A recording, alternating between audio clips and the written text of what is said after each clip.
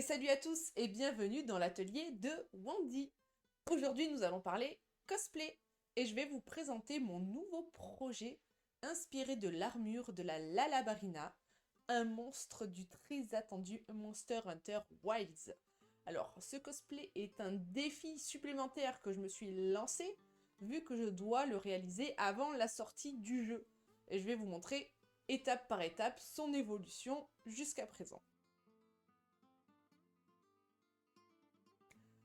Alors, tout d'abord, ça fait plusieurs années que je me suis consacrée au cosplay, et plus particulièrement aux armures de Monster Hunter, un univers que j'adore. Pour mes précédents cosplays, j'ai d'abord commencé avec l'Alatréon, dont je ne comptais faire que le casque pour accessoiriser mes streams. Ensuite, j'ai travaillé sur l'Uroctor, puis est venu le temps du Malzeno, une armure plutôt massive. J'ai créé l'armure de Keina, la tenue de Keina de Monster Hunter Stories 2.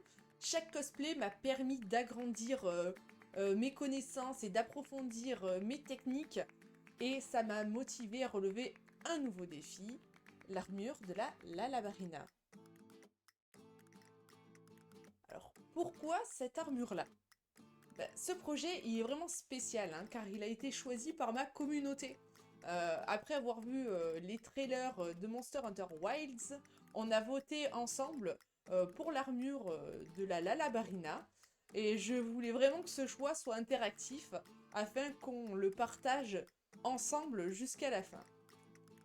Mon objectif est donc de terminer ce cosplay avant la sortie du jeu, avec le peu de visuel qu'on a finalement de l'armure, un véritable challenge en termes de timing et de technique. J'ai donc commencé ce projet par une étape que je ne néglige plus du tout aujourd'hui, qui est la réflexion, afin de définir quel matériau je vais utiliser, évaluer les achats que j'ai à faire, quel système d'attache je vais utiliser, etc. Et pour m'aider à faire ça, j'ai redessiné entièrement mon image de référence, et ça me permet également de mettre en lumière tout plein de détails qu'on ne voit pas forcément au premier coup d'œil.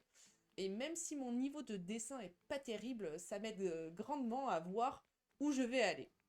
Et une fois tout ceci défini, acheté et reçu, j'ai commencé par le casque.